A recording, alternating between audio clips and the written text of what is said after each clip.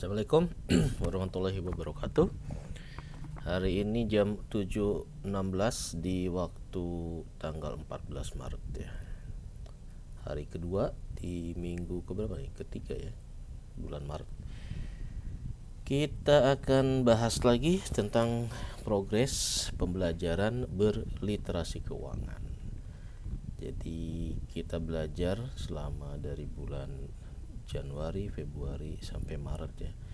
Baru 3 bulan teman-teman saya belajar investasi di pasar modal ya. Ternyata hasilnya seperti ini ya. Aduh, 3 bulan belajar literasi keuangan Januari sampai Maret 2022, hasilnya return secara keseluruhan masih minus alias boncos. Nah, jadi hati-hati buat teman-teman yang mau coba-coba investasi saham.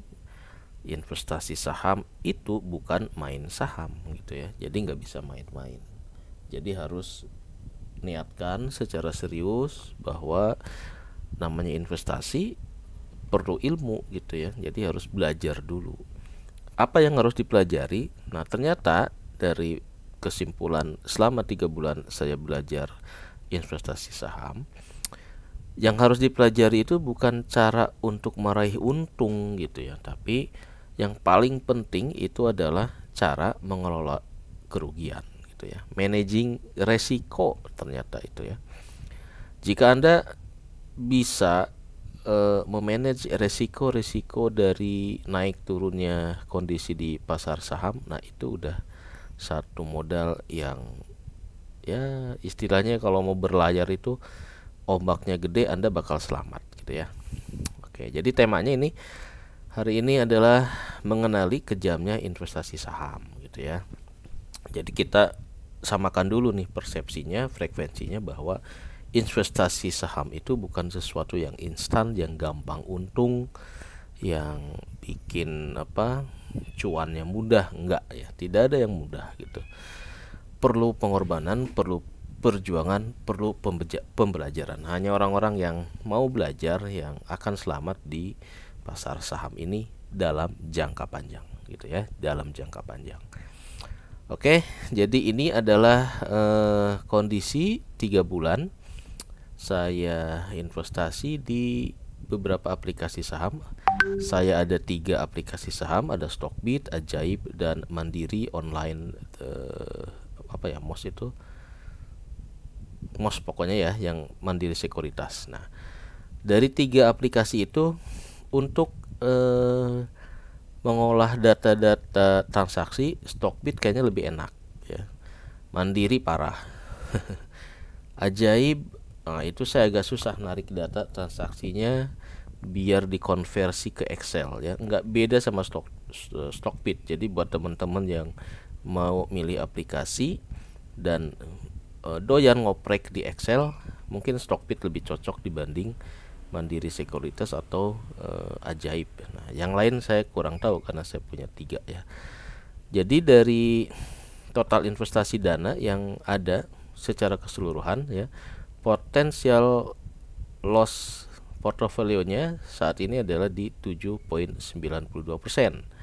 Artinya nih, kalau kita jual semua yang kondisinya minus, saya mengalami kerugian segini, 7,92%. Gede banget ya. Jadi potensial returnnya masih minus.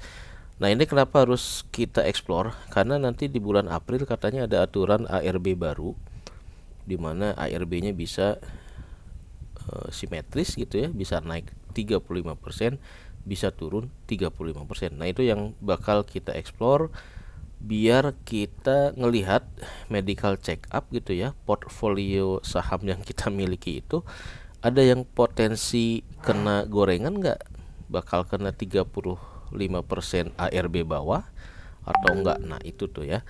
Jadi kalau kita nggak concern kepada aturan ARB baru, wah udah deh, wassalam ya, bisa loss sampai 35% berjilid-jilid mungkin. Kalau sahamnya itu adalah saham yang ya termasuk saham gorengan. Nah, jadi dari Januari sampai Maret ini adalah transaksi dari beberapa saham yang coba saya explore, coba saya amati gitu ya. Karakteristik trading hariannya, volumenya kayak apa, kemudian juga bidang-bidangnya gitu ya, mana yang kira-kira saya lebih familiar. Kita beli saham harus dengan bidang yang memang kita punya pengalaman di bidang tersebut. Misalkan Anda pegawai di perbankan, ya bisa dimulai dengan beli saham-saham perbankan. Kenapa? Karena kita punya basic ilmunya gitu ya. Yang kerja di Indomaret, Alfamaret, ya bisa mungkin beli saham-saham retail consumers yang Anda tahu gitu ya, basic distribusi barang-barang konsumsi itu seperti apa. Nah, itu beberapa tips katanya dalam memulai investasi saham. Nah, ini ada berapa nih ya? Ada banyak lah ya nih, dari ACES sampai dengan UNTR, UNVR pernah saya coba ya. Yang close ini adalah yang sahamnya sudah tidak outstanding, kalian sudah saya jual, baik posisinya loss ataupun profit. Nah, yang open adalah saham-saham yang saat ini, saat pembahasan video ini masih saya miliki, masih saya mitigasi resiko gitu ya. Ada yang nyangkuters gitu ya. Nyangkuters terutama di sini ketika nyoba mengamati saham IPO FVCT, ternyata saya ada beberapa kesalahan yang harus diperbaiki di beberapa waktu ke depan gitu ya. Nah, kemarin kita IPO-nya itu yang saya beli ada CHIP, FVCT, kemudian ada PGO, ada siapa lagi ya, PMPT gitu ya. Ada 4 saham IPO. Nah, tapi yang justru yang meroket si CHIP ini keburu saya lepas gitu ya. Ini sekarang harganya udah di atas 900.000 digoreng gitu ya.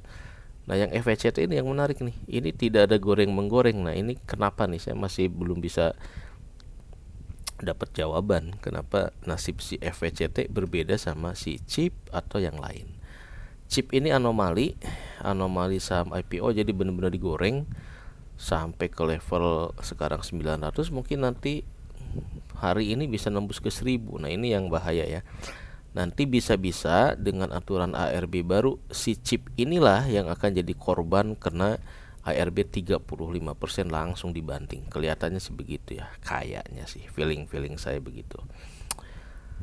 Oke, jadi ini kita disclaimer dulu. Ini adalah sharing pengalaman saya dari Januari sampai Maret bertransaksi, mengamati mana sih saham yang harus kita koleksi di dalam jangka panjang buat misi gajian ini ya. Nah, nabung saham buat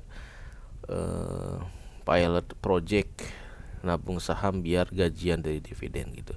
Jadi saya harus hunting, harus searching kira-kira saham mana saja nih yang harus saya layak dijadikan tabungan. Nah, gitu. Maka dalam periode Januari sampai Maret agak banyak yang saya tes nih ya. Kita lihat ini transaksinya sebanyak 214 transaksi. Yang sudah close sebanyak segini. Untuk yang masih opening kita lihat 87 transaksi ya. Yang IPO yang masih saya handle satu, yaitu si FVCT, yang lainnya udah saya close, sudah saya jual gitu ya. Nah, buat teman-teman yang hobi ngoprek menganalisa, ini penting ya seperti ini buat tahu. Jadi kita punya saham andalan gitu. Meskipun dia turun, tapi kita karena udah tahu karakteristiknya dan kita udah tahu kapan dia bakal mantul ke atas, jadi kita bisa nyantai, nggak akan tergoda untuk cut loss gitu ya. Nah, itu pentingnya kita punya mindset ya, punya ibarat punya pegangan di dalam terjun ke investasi saham. Sesuatu yang bisa diukur pasti bisa diatur. Nah, jadi kalau kita investasi saham nih ya harus ngulik-ngulik data nih, harus bisa ngukur nih kapan saham ini turun, kapan naik, apakah harganya sudah melebihi dari book value atau enggak ya. Jadi itu maksudnya sesuatu yang bisa diukur pasti bisa kita atur gitu.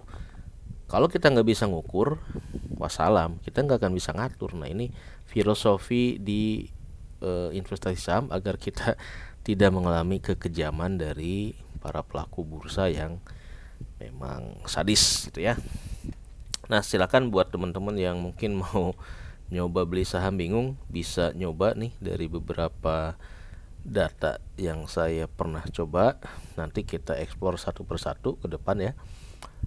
Karena enggak semua saham ini ternyata layak untuk dicoba juga. Ada saham-saham yang katakanlah kalau LQ45 aman ya karena liquid. Tapi kalau saham-sahamnya itu ternyata kurang liquid nih, kayak si CK nih, saya kejebak juga nih. Di CK ini ternyata sahamnya enggak liquid teman-teman ya. Jadi kalau kita mau jual mau beli, ini transaksi hariannya ini sangat minim. Nah, ini juga catatan. Kemudian ada saham perbankan di BTPS gitu ya. Kita lihat nanti, saya udah coba kelompokkan yang outstandingnya yang 87 itu. Kalau kita diklasterisasi berdasarkan sektornya, yang perbankan saya sekarang baru switching dari FVCT ke BTPS itu. Karena BTPS lagi drop, lagi turun karena isu satu, pencadangan piutangnya naik. Yang kedua adalah isu UMKM dapat 0%. Ini menarik gitu ya. Buat yang ngerti tentang gimmick marketing di perbankan ya, 0% itu pasti nggak akan semuanya gitu. Ada budgetnya. Jadi justru untuk BTPS yang harganya lagi ngedrop, ini saatnya kita beli, saatnya kita borong gitu ya. Ganti rejim, ganti kebijakan, budget 0% bunga buat UMKM habis, selesai program itu, justru bakal jadi enak gitu ya, naik lagi gitu. Berapa sih budget yang dikasih Erick Thohir ditugaskan buat BUMN mengasih 0%? Nah, itu sebetulnya ya yang harus kita cermati. Oke, starting dari sini ya. Jadi buat teman-teman yang mau main saham, ingat-ingat ini sesuatu yang bisa diukur pasti bisa kita atur. Jadi sekarang dari beberapa saham ini yang statusnya open adalah berapa saham ya, cuma nggak sampai 10 saham ya yang saya nyangkut terus. Bukan berarti sisa opennya itu adalah udah harus saya eksplorasi, tapi justru ini yang akan jadi tema, gimana cara memigitasi ketika kita nyangkut gitu. Oke. Next. Nah, ini dia. Jadi saya coba ulas bahwa posisi minus di Stockbit masih minus 7.9, dan di Ajaib ini lebih gede nih, minus 11. Kalau di Ajaib ini kasarnya begini ya, kenapa saya pakai lebih dari 3 RDN, 3 aplikasi. Jadi yang Stockbit ini adalah tempat uji cobanya lah, laboratorium transaksinya tuh di Stockbit. Ketika kita udah nemu satu saham yang udah confirm, oh ini layak, maka saya akan nabung di Ajaib ini. Ini yang lebih bersih gitu ya. Jadi kalau di sini kan banyak ya portfolionya. Nah, di sini lebih terseleksi lagi. Nanti yang lebih finalnya kita main di Mandiri gitu ya. Jadi dari 3 saham itu kita punya banyak buat average down juga mungkin di aplikasi yang lain lah. Jadi nggak cuma satu aplikasi. Nah, kuatkan mental saat nekat investasi saham ya. Karena ini kalau kita nggak kuat mental, kita nyoba 3 bulan minus, nah kita udah bertanya-tanya nih, ini kapan plusnya? Kalau nggak kuat mental ya pasti tergoda buat cut loss, beli lagi yang lain di luar list saham yang baru ini, akhirnya kejebak lagi, cut loss lagi, kejebak lagi, cut loss lagi gitu ya. Akhirnya duit modal kita habis. Nah, jangan sampai kayak gitu. Ini pentingnya kita bisa mengukur dari kode-kode saham yang kita coba gitu ya. Nah, kayak gini nih, jangan sampai ketika dia turun jantungnya udah semaput. Apalagi nanti di bulan April, mulai tanggal 3 April ada aturan ARB baru, makin banyak yang pingsan kayaknya ya. Kenapa? Karena Ya namanya kondisi bursa, emiten yang nggak ngapa-ngapain, investor yang culun bisa makin buntung gitu ya, dikadalin sama bandar. Oke, jadi ini PR target kita. Ini posisi bulan Maret tanggal 13. Nanti kita evaluasi. Ini adalah corrective plan dari saya untuk mengoreksi kesalahan di periode Januari Februari agar minusnya ini bisa ya dipluskan gitu ya. Harus punya action plan-nya biar investasinya tidak minus terus, kira-kira begitu. Jadi dokumentasi seperti ini nih perlu teman-teman ya. Posisi per minggu ini kita posisi kayak apa, biar nanti detailnya menghadapi perang di pasar saham itu lebih jelas kita punya strategi apa.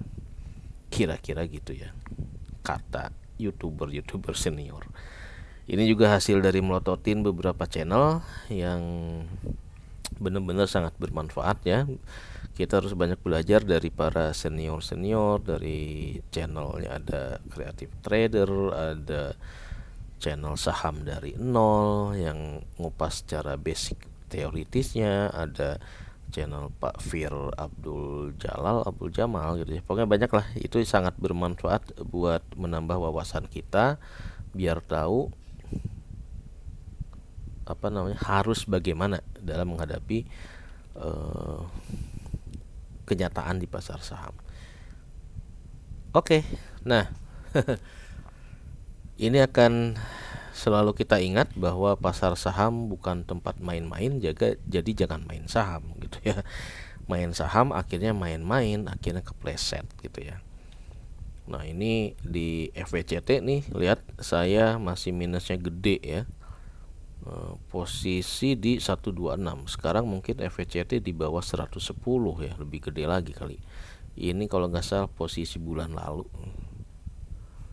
Oke, ini posisi bulan lalu, nanti posisi yang bulan sekarang nih totalnya segini. Udah mulai mengenal yang namanya average down. Jadi dari akhir bulan Februari saya baru nyadar bahwa average down yang saya lakukan salah, sehingga saya lakukan perbaikan sehingga minusnya di FVCT agak lumayan lah, nggak di atas 10 digit, masih 10 digit tapi nggak sampai 13.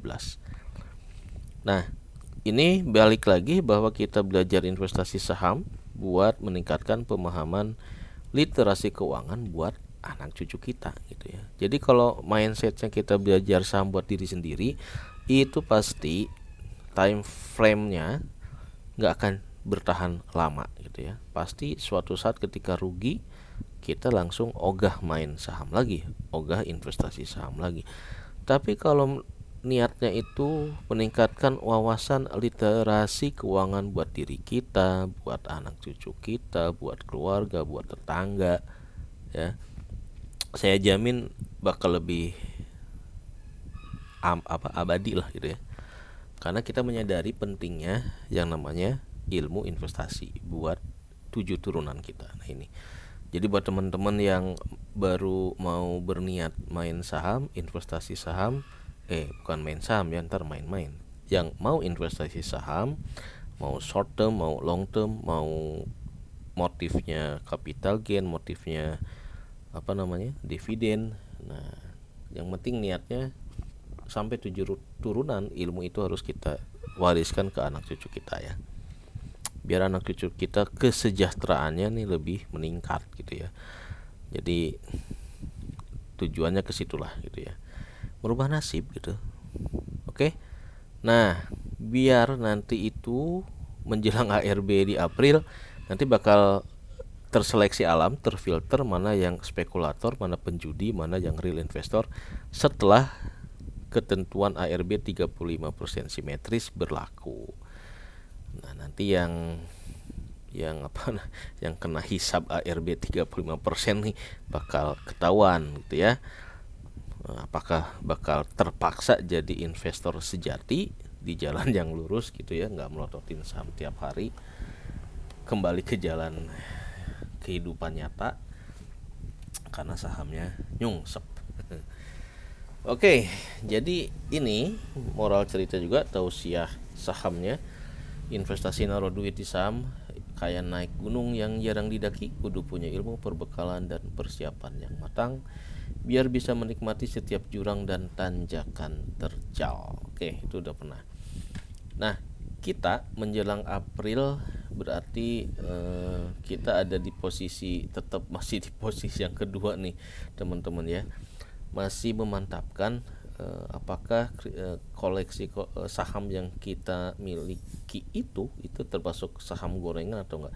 Karena kalau termasuk saham gorengan ini bahaya ya di menjelang ketentuan ARB baru dari ini nih. Nah, dari list saham ini kita harus bisa identifikasi mana yang ada bandarnya, ada penunggunya, ada jurinya gitu yang tiba-tiba naik, bisa tiba-tiba turun. Nah, itu ada yang ada penunggunya katanya ya. Ada bandarnya, tapi katanya kalau ada bandarnya justru itu yang diharapkan, karena ketika turun bisa naik bisa ikutan naik katanya gitu. Nah, jadi untuk menjelang April nih, dari Februari Agustus ini memang kita harus cermat memilih mana saham yang aman dari fluktuasi yang anomali gitu ya. Ini penting karena nanti di bulan April ada ini nih isu yang bakal lumayan nih, perubahan batas ARB. Sebelumnya cuma 7%, nanti ARA dan ARB-nya bisa naik turunnya sama 35%. Kalau kemarin turun dibatasin hanya 7% ya, masih ada margin plus-nya lebih gede gitu. Naik 35 turun 7 ya orang masih bisa bertahan. Tapi kalau dari posisi 35 turun ke 35 berarti dia bisa loss sampai 70%. 60 ya. Sampai 60% kalau main saham yang kelas 50 sampai 200 perak. Nah, ini jadi bahasan kali ini adalah lebih ke antisipasi nih, mulai medical check up menghadapi perubahan batas ARB yang berlaku 3 April. Kita harus mewaspadai dampak aturan ARB baru itu, preventifnya gimana, korektifnya gimana gitu ya, biar portfolio saham kita nggak kena imbas dari aturan baru. Nah, semalam juga saya nyimak kuliah 1 jam lebih dari Bang Arga, Creative Trader, yang mengindikasikan ada penurunan transaksi harian gitu ya. Jadi katanya kalau ARB simetris berlaku, ini dampaknya itu transaksi harian bakal makin turun. Pemain retail dan pahlawan bursa makin pada kabur. Tapi ya itulah seleksi alam buat kita yang mau jadi investor sejati, ngincer gajian dari dividen buat anak cucu kita gitu ya. Jadi kalau tujuannya itu bukan diri kita, anak cucu, mental kita udah siap dengan apapun yang terjadi di dalam jangka panjang gitu ya. Jadi waspadai kondisi bursa yang mungkin bakal makin sepi dan IHSG bisa makin jatuh gitu ya di bulan April saat ARB simetrisnya akan mulai berlaku. Nah, karena ada isu ARB itu, maka saya mulai mengukur-ngukur kira-kira nih dari open position yang sekarang nih, ada BTPS, ada CK, FECT, Indofood juga yang lagi nyungsep, PV juga yang lagi nyangkuters, dan Toba nih ini belum dioprek tapi kondisinya juga kayaknya kurang liquid juga nih Toba ya, kurang seru, kurang ada sentimen lah gitu, cuma iseng-iseng aja ini Toba ini buat tahu karakteristik dan penunggunya kayak apa. Jadi saya beli satu transaksi si Toba. Nah, jadi untuk ARB baru nanti hindari saham gorengan ya. Nah, ini tujuannya saya lagi medical check up nih portfolio saham, apakah ada potensi yang nanti sahamnya ini bakal kena isu ARB baru ini, terutama di saham IPO kayak FVCT, CK gitu ya, ataupun PV nih, gitu ya. Apakah ini bisa kena 35% ARB bawah atau enggak? Nah, ini yang agak-agak harus kita cermati ya. Jadi sesuatu yang bisa diukur pasti bisa kita atur. Nah, ini nih dua persyaratan ini kita bisa ngukurnya, maka kita bisa ngatur. Nah, gimana cara ngukurnya? Ya Anda harus main data, harus jago analisa. Anda nggak bisa analisa, ya judi namanya ya. Jangan berani-berani main investasi saham. Nah, dari 1, 2, 3, 4, 5, 6. Dari 6 saham yang masih outstanding ini, nanti saya mau ekspor lagi. Kira-kira mana yang harus saya switch ya. Mungkin ini CK nih, mau saya jual ya, saya lepas. Kita akan pindahkan ke BTPS atau ke Indofood gitu ya, INDF gitu, yang lebih punya fundamentalnya, lebih jangka panjang, sentimen positifnya lebih bersentuhan dengan hajat hidup orang banyak. Ini CK kayaknya ini ada something wrong gitu ya, sehingga transaksinya agak kurang liquid. Ini belum saya ekspor juga. Ini benar-benar random aja belinya untuk BTPS dan MDF, karena ini rekomendasi dari analis di Stockbit, Ajaib. Ini posisinya memang lagi turun, jadi kita bisa buat nyicil nabung saham di dua saham ini. PV ini kejebak di saham IPO ya, ini kejebak nih. Saya nanti kita coba belajar average down untuk biar lossnya nggak terlalu gede. Kalau Toba nih nggak tahu nih belum dilirik ya. Oke, jadi PR-nya 1, 2, 3, 4, 5, 6. Ada 6 saham yang akan jadi kelinci percobaan di Maret sampai April dan seterusnya, terkait dengan average down gitu ya. Untuk saham-saham yang posisinya membuat minus, kecuali BTPS nih. BTPS karena posisinya masih plus ya. Oke. Nah, ini adalah transaksinya. Jadi kita harus ngukur sedetail ini teman-teman ya. Dari data di Stockbit, transaksi historisnya. Kalau teman-teman mau melakukan aksi harian gitu ya, untuk meminimalkan risiko, kita harus bisa sampai seperti ini. Mana kira-kira transaksi yang banyak, yang liquid gitu ya. Kalau makin banyak transaksi itu artinya di situ makin liquid gitu. Kita bisa beli saat rendah, kemudian kita jual di saat tinggi, sehingga total lot yang kita miliki itu bisa nambah. Jadi average down-nya bukan berarti kita cut loss ya, tapi menambah jumlah lot agar nanti gajian dividennya makin gede kalau lotnya juga makin gede. Nah itu. Jadi kita harus bisa ngukur nih. Kalau sekarang lotnya dari existing misalkan 100, ketika kita average down, nah bisa jadi 110, 120. Nah itu. Jadi tujuan endingnya gajian dividennya jadi makin gede. Oke. Jadi ini strategi gimana biar portfolio saham kita nggak nyangkut gitu ya. Ini portfolio saham saya sebagai sangkuters nih ya. Ada di sektor perbankan, consumers, energi, dan others ya. Oh ini yang ini, oh iya benar, ini ada yang open position ya, bukan yang close. Nah kita lihat ini, posisi kemarin atau minggu ini ya, posisi kemarin kayaknya FVCT di 109 ya, turun lagi nih, sehingga untuk portfolionya minus 13%. Kemudian di Stockbit-nya FVCT juga saya ada, bulan lalu ini plus ya. Nah kesalahannya ketika plus ini nggak dijual gitu, ternyata salah ya. Saya kira bakal naik. Nah itu yang filosofi menghandle satu saham, ternyata ya kita harus punya acuan juga. Pokoknya setiap naik sekian persen lepas aja gitu ya, jangan ngayal-ngayal naik terus gitu. Nah itu yang nanti harus kita koreksi strategi investasi sahamnya. Jadi posisi yang kelinci percobaannya masih di FVCT, saya loss, potensial lossnya 13%an ya. Atau ini posisi bulan lalu ya, nih lupa nih. Oh ya ini posisi sekarang. Nah strateginya adalah dengan average down. Jadi saya coba average down dengan 2 rekening dana nasabah atau 3 ya di Mandiri. Jadi kita average down katanya disarankan tidak di akun aplikasi yang sama gitu ya, biar mental kita tetap terjaga gitu.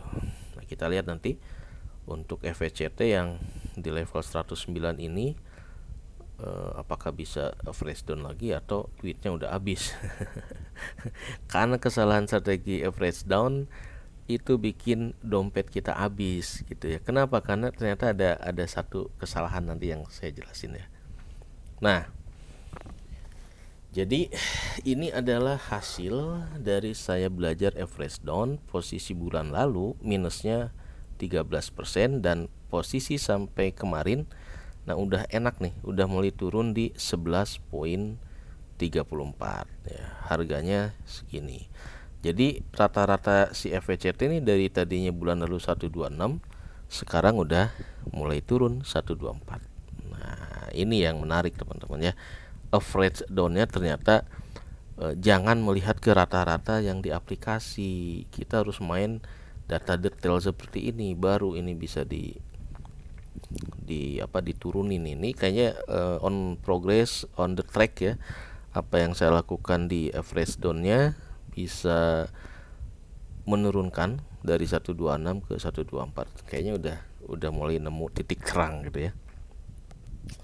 Jadi listener-nya ya inilah kayak gini ya, bahwa jurus average down harus di aplikasi yang beda.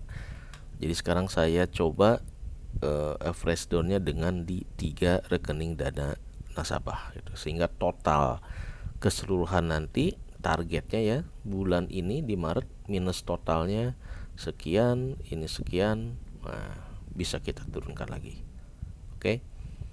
Ini yang dulu per Februari posisi FVCT bisa nembus di 144, mudah-mudahan nanti naik lagi. Sementara si personal daya ini udah mulai ke harga normal, di harganya sekarang udah mulai deketan ya. Pada dan FVCT ini udah mulai setara gitu. Nah, nanti kebalik nih. Saya yakin suatu saat FVCT bakal di atas si pada ini. Oke, ini posisi Maret nih. Ini menarik teman-teman ya. Kita selalu membahas FVCT dan pada karena 2 saham ini yang saya jadikan kelinci percobaan. Bener nggak saya menganalisa sahamnya gitu ya. Nggak usah yang banyak-banyak, fokus kepada 2 saham ini biar nanti kalau udah ketemu, oh gini caranya, itu bisa di copy paste dengan saham lain. Nah, jadi kalau sebelumnya nih si pada posisinya masih di atas di Februari ya, 13 Februari, sebulan kemudian ini udah mulai sama nih 110, 117. Nah, ini udah seru nih. Jadi apa yang selalu kita bahas bahwa oh ini pada overprice, FVCT under value, ini udah mulai terjustifikasi katanya orang ya. Jadi nanti kita bisa menyimpulkan untuk project nabung saham itu portfolionya mau dibanyakin di FVCT atau di pada, kayak gitulah gitu ya. Nah, yang untuk chip ini yang agak-agak harus diwaspadai buat teman-teman yang megang saham chip atau yang mau beli saham chip. Dulu harganya segini 193, terakhir kita bahas sahamnya di 360, sekarang udah naik mungkin udah di atas 900 nih. Nah, ini kenaikan seperti ini yang nanti harus dicek dengan potensi ARB simetris 35% di bulan April ya. Jangan sampai ketika kita beli di harga 900, harga 1000, begitu April nyungsep balik lagi ke harga segini gitu ya.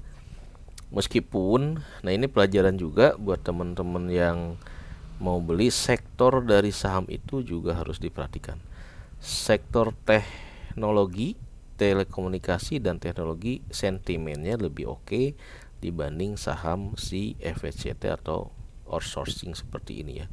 Meskipun secara fundamental mungkin dia bagus ya, labanya ini bisa di atas 20-60 miliar. Sementara ini masih berapa lah si chip ini ya, Tapi yang namanya sentimen itu tidak bisa dibantah, bisa membuat harga ini dimainkan menjadi naik terus. Oke, kayaknya seperti itu ya, harus diwaspadai nanti di April. Faktor-faktor penyebab naik dan turunnya ini benar-benar harus dieksplor gitu ya. Kita belajar dari saham si chip ini yang bisa naik terus karena ada sentimen operatornya gitu ya. Penduduk Indonesia 200 juta, kalau dia butuh handphone, butuh chip, berarti kan logikanya 200 juta juga gitu. Sehingga nih si chip ini bisa overvalue seperti ini gitu. Padahal kalau ada perusahaan sejenis yang IPO ya mungkin nasibnya bakal turun lagi ya. Nah, ini faktor eksternal internal nanti kita kapan-kapan bahas yang lebih spesifik dengan saham yang lebih spesifik juga. Nah, ini ARB yang pernah kita bahas juga. Ini yang lalu ya.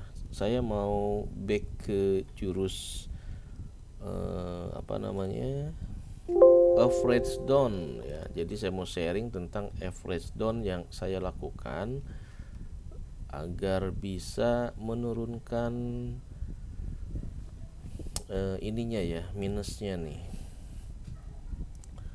Minusnya nah ini sini deh. Yang tadinya bulan lalunya itu adalah 13%, bisa kita turunkan menjadi 11%. Nah, ini dia. Gimana caranya average down yang saya lakukan? Nah, ini agak ribet teman-teman ya, karena kita harus main data yang agak spesifik gitu. Nah, jadi buat teman-teman yang pakai Stockbit ya mau nggak mau kita harus ngedownload semua data nih. Ini data Stockbit, data mentahan ya, semua transaksi, kemudian kita petakan buy sell-nya, investasinya gitu ya. Nanti kita summary-kan seperti ini. Nah, ini nanti kita bahas ya.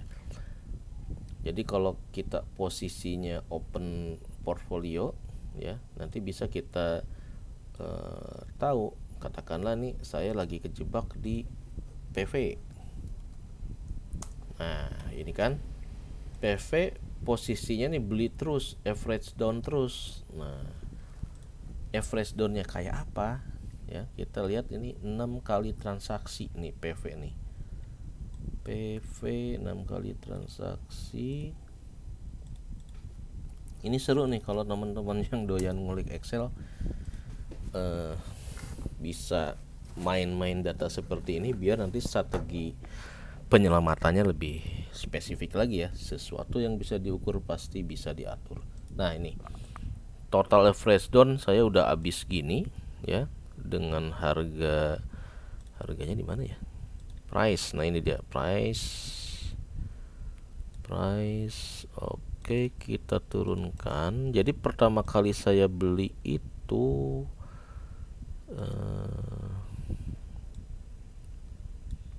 tanggal ya, harusnya nih bisa di nomor urutnya di sort, bisa nggak nih? Sort.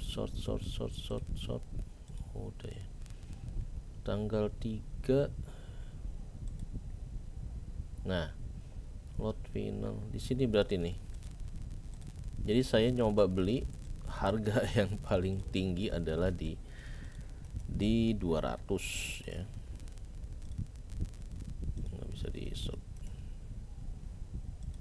Nah, jadi ini adalah contoh jurus average down yang lagi saya pelajari ya. Gimana caranya agar average down-nya itu bisa mendekati harga pasar saat ini. Kenapa? Karena saya belinya nih dari 200, 180, 183, 177. Sementara harganya sekarang mungkin PV itu 100 berapa ya? Nah, ini nih 163 malah ya. Nah, jadi teman-teman bisa melakukan average down seperti ini. Ada 172 lot ya dari transaksi pembelian ini. Ternyata si saham ini makin turun gitu.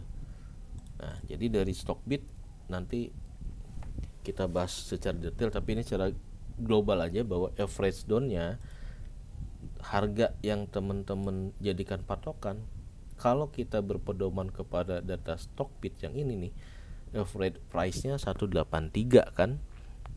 Kemudian kita kalau mau jual berpatokan sini, ini lama nih recovery-nya. Kenapa? Karena data saat ini dia current price-nya adalah di 163. Maka kita harus bikin clustering dari 1, 2, 3, 4, 5, 6. Dari 6 data transaksi saham ini kita harus kelompokkan biar nanti kita bisa jual dulu, beli dulu ketika harganya ada kenaikan ya. Biar average down-nya tidak di 183. Jadi targetnya menurunkan average price dari 183 ini ke di range 163 sampai 183. Nah, jadi begitu teman-teman ya. Jadi kita download si data data historisnya, data historis dari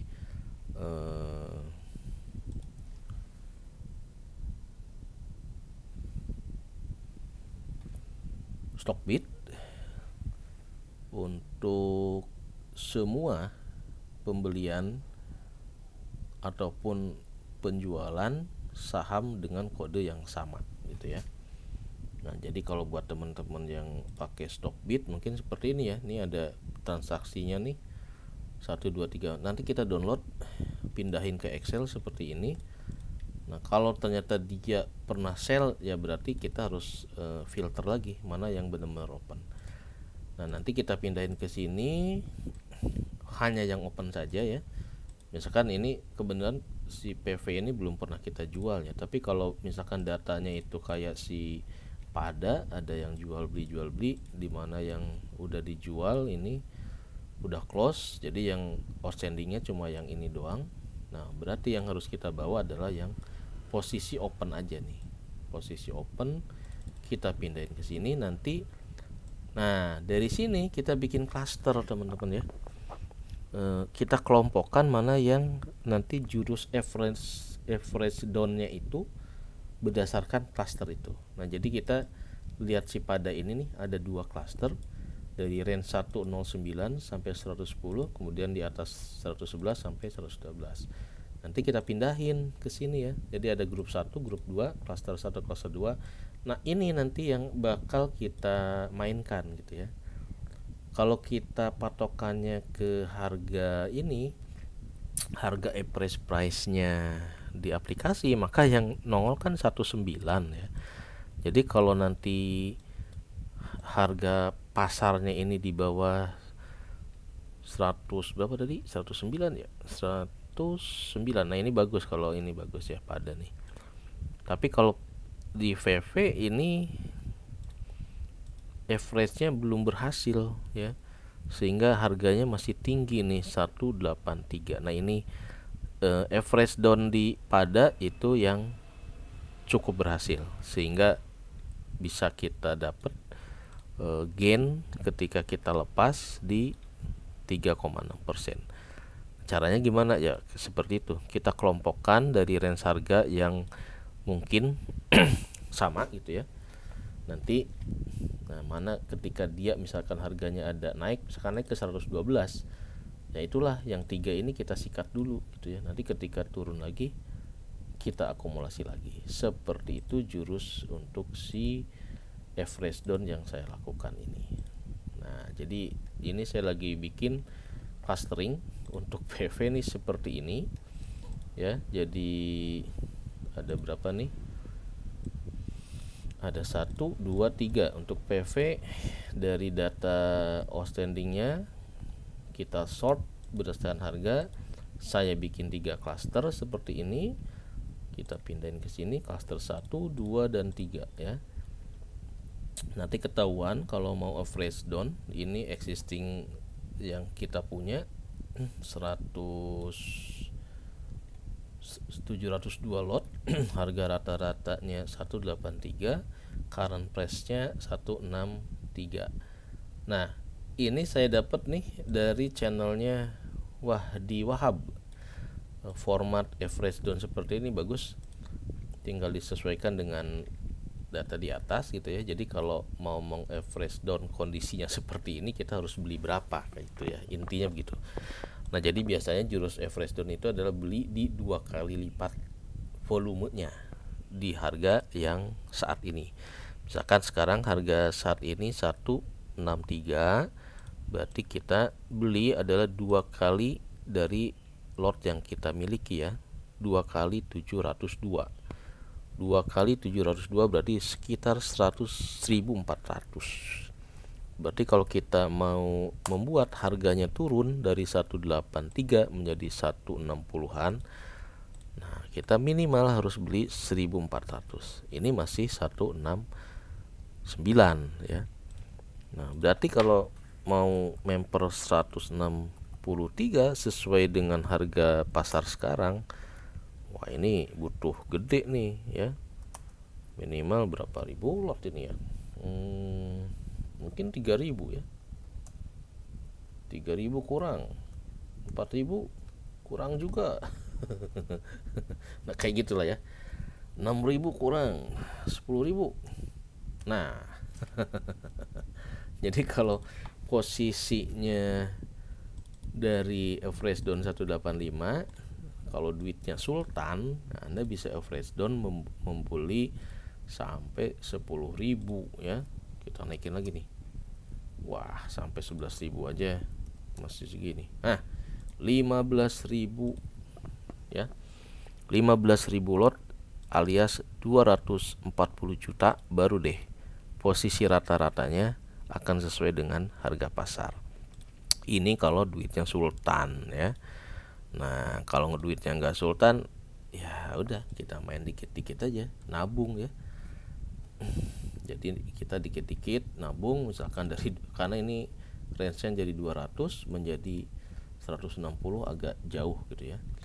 Nanti kita bisa ya lepas beli sehingga target yang 183 ini bisa kita turunkan. Kira-kira seperti itu teman-teman ya. Nah, untuk BPTS, Bank Pensiun Syariah, nah ini agak enak nih ya. Ini malah karena baru saya switch dari FVCT, saya pindahkan ke BTPS gitu ya sebagiannya, biar nggak numpuk ya, karena ternyata portfolio saya itu numpuk di FVCT ternyata saudara-saudara. Kita lihat nih ya,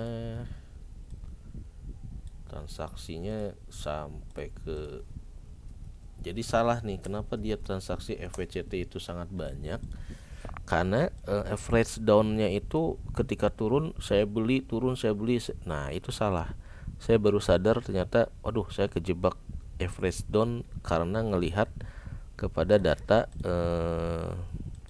data Stockbit ini. Nah average price ini, oh ternyata masih di bawah harga ini, ternyata salah gitu ya. Jadi yang benar itu adalah kita klasterisasi seperti ini nih si pada. Jadi kalau nanti posisi market price-nya naik di 112, nah ini bisa kita lepas dulu nih buat yang di grup 1 ini. Ya, kita lepas. Nanti ada cuan dikit. Nanti ketika dia turun ke 109 lagi, 105 ya, pokoknya di bawah yang ini kita masuk lagi gitu ya. Jadi total lotnya akan banyak.